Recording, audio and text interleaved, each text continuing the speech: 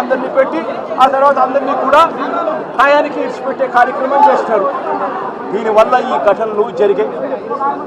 ఇదే పోలీసులు, ఇదే చంద్రబాబు నాయుడు గారు ఎంత దిక్కుమాలిన అబద్ధాలు ఆడుతూ ఉన్నారు అని అంటే, ఇదేదో ఒకే ఒక చోట జరిగింది, అది కూడా తప్పే. విష్ణు నివాసం వీళ్ళు ఫైల్ చేసిన ఎఫ్ఐఆర్ కాపీలో విష్ణు నివాసం దగ్గర ఒకరు చనిపోయిన ఎఫ్ఐఆర్ రిజిస్టర్ అయింది. బైరాగి పట్టడిలో 5 మంది చనిపోయినట్టు మరో ఎఫ్ఐఆర్ రిజిస్టర్ అయింది. ఇక్కడ పోయి చూస్తే వచ్చిన వాళ్ళు రకరకాల అన్ని ప్రాంతాల నుంచి, రకరకాల కౌంటర్లు ఎక్కడెక్కడ ఉన్న అన్ని కౌంటర్ల నుంచి వచ్చిన మనుషులు, తొక్కిసలాటలో ఉన్న మనుషులు ఇక్కడ కనిపిస్తారు.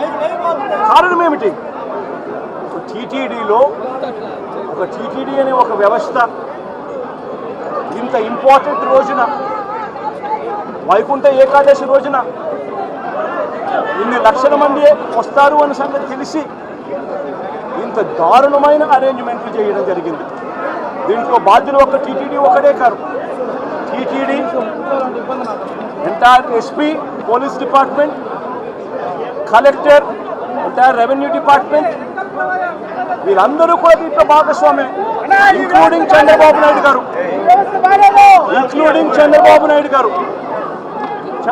నాయుడు గారు సొంత జిల్లా అన్న సంగతి తెలుసు.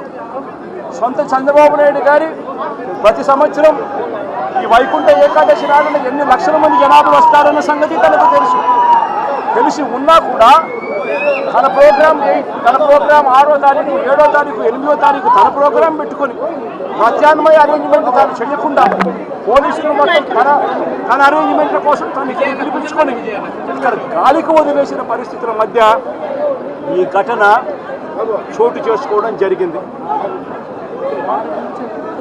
ఈ ఘటనలో ఇప్పటికే 6 మంది చనిపోవడం జరిగింది.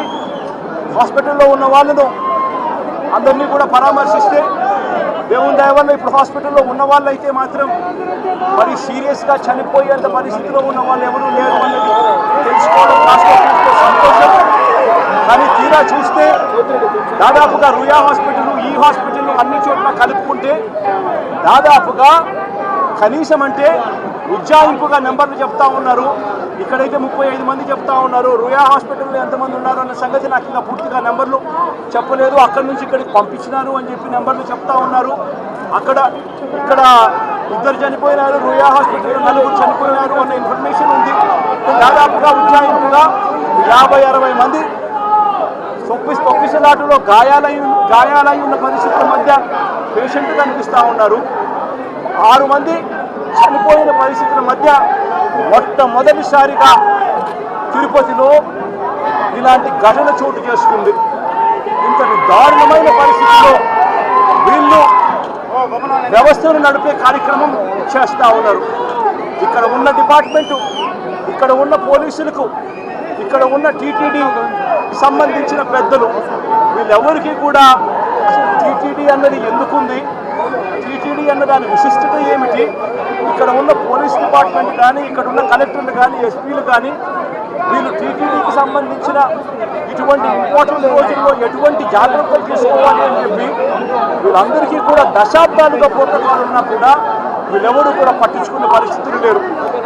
టీటీడీ చైర్మన్ దగ్గర నుంచి పోలీసు వ్యవస్థ దాకా కూడా ఎవరు కూడా తిరుమలలో ఇన్ని లక్షల